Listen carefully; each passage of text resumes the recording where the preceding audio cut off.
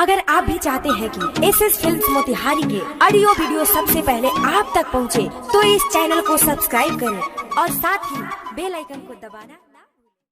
Mix by AG recording studio.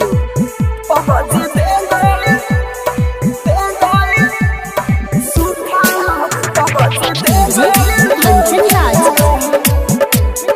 Hajipur Vaishali.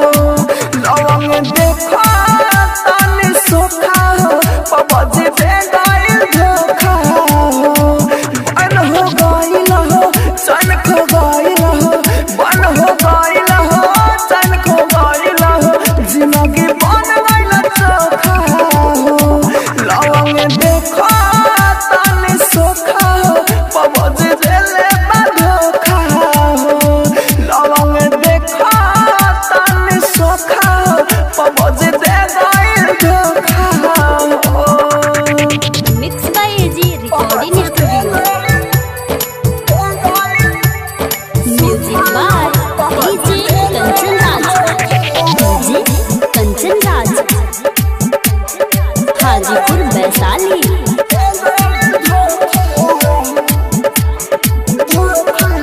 सारा लड़का रोता बाड़ सो तहरा सोझा सब और से चोट मिलता बनला बोझा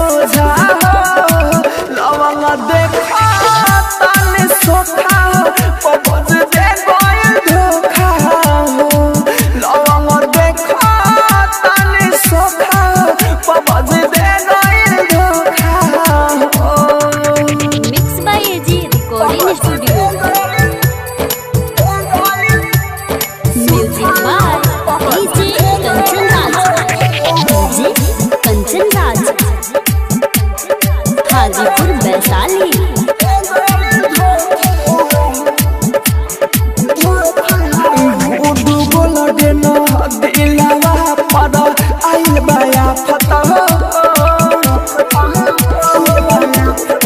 जब से खुले ना सुना गमावा बानी का पता हो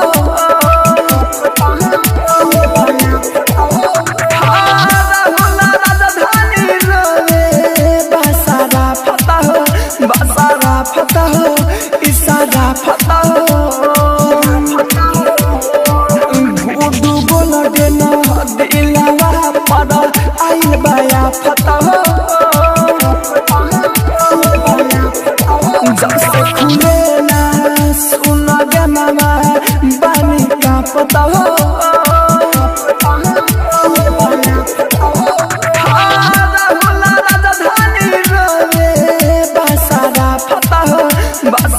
फता हो इशारा फता हो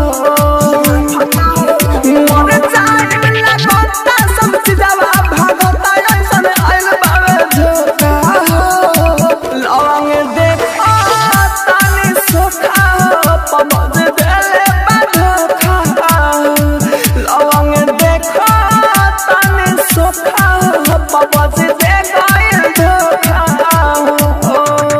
mix by AG recording studio Roshanpur.